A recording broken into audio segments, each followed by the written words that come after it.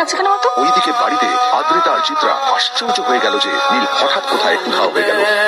তোমাকে কিছু বলে গেছে নীল? হ্যাঁ, কোথায় গেছে? না, আমি ওর কোনো খোঁজ খবর রাখি না। আমার একটা কথা মনে হচ্ছে, ওকে না এবার একটু শীতে করতে হবে। কাজে যদি আসতো ছেলেটা, যখনই কোনো কাজের কথা বলি ভ্যানিশ হচ্ছে। আমি ওকে বলেছিলাম R&B গোল্ডেন ডায়মন্ড থেকে আমার সেটটা নিয়ে আসতে, আমি আনিনি। আজকে ভালো করে অফিসে নিয়ে যাবো, ভ্যানিশ হয়ে গেল। কোথায় গেল কে জানে? তুই ভাবতেই ছুটেছে এরকম একটা ছেলে। তুই কেন মেনে দিয়েছিল আমাকে? এটা আবার কি বলছিস? আমার কি দোষ? দেখ, ওই অসভ্য ছেলেটার সাথে বিয়ে দিতে চাই না। যা করেছে তোর বাবা করে, এটা আমার কোনো দোষ। তখনই হঠাৎ নীল সেখানে এসে উপস্থিত হল, কিন্তু ও দুজনকে উপেক্ষা করে ভিতরে চলে যাওয়াই শ্রেয় মনে।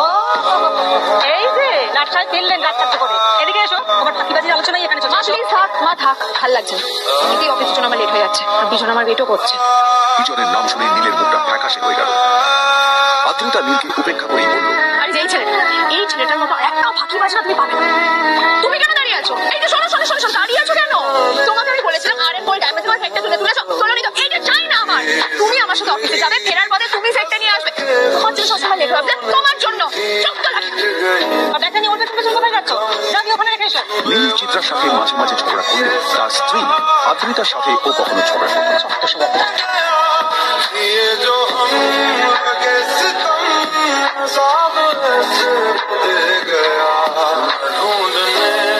কিছুক্ষণের মধ্যেই তারা আদ্রিতার অফিসে পৌঁছে গেল। আদ্রিতা গাড়ি থেকে নামতে নামতে দেখলো যে তার কাছে অনেকগুলো ফাইল আছে। নীলের দিকে তাকিয়ে ওকেই ফাইলগুলো নিয়ে ভেতরে আসতে বলল। দাঁড়িয়ে আছো কেন? ফাইলগুলো নিয়ে ভেতরে এসো।